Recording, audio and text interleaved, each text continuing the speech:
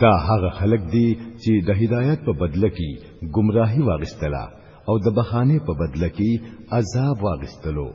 سو عجيبه حوصله ده د دوی چې د دوزخ عذاب ته ټینګ دي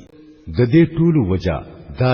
چې الله خو ټیک ټیک د حق مطابق کتاب نازل کړي وو خو چې کوم خلکو په کتاب کې اختلافات راوستل هغه په خپل جګړو کې د حق نه ډېر لري لاړل نیکی دا نه ده چې تاسو خپل مخونه مشرق یا مغرب ته کړئ بلکې نیکی دا ده چې سړی په الله په ورځ د قیامت په فرښتو او د الله په نازل کړي شوی کتاب او داغه په پیغمبرانو باندې د زړه د اخلاص ایمان راوړي او د الله په محبت کې خپل غوړه مال پر رشیدارانو یتیمانانو باندې په مسکینانو او په مسافرانو باندې چې څوک د امداد لپاره لاس اونیسی په هغوی باندې او د غلامانو په آزادولو باندې خرج کړي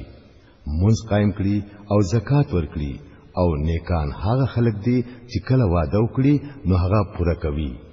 او د تنگسیا او د مصیبت په وخت کې او د حق او د باطل په جنگ کې صبر وکړي دا رښتینی خلک دي او هم دا خلک پرهیزګاران دي اے هغه خلکو چې ایمان مراوړې دي ستاسو د پاره د قتل په مقدمو کې د قصاص حکم لیکل شوی دی کو آزاد سړی قتل کړي وي نو دغه آزاد سړی نه دی بدل واغستل شي کو قاتل غلام وي نو دغه غلام دی قتل کړي شي او کو خزه دا جرم وکړي نو هم دغه خزنه دی بدل واغستل شي هو کچري د قاتل سره دغه رور د سو نرمۍ کولو د پاره تیار وي نو پکار دی چې په ښه طریقه د ویني تاوان فیصله وشي او د قاتل د پاره ضروری ده چې په راستۍ سره د ویني تاوان ادا کړي دا ستاسو د رب د طرف نه آسانتیا او رحمت دی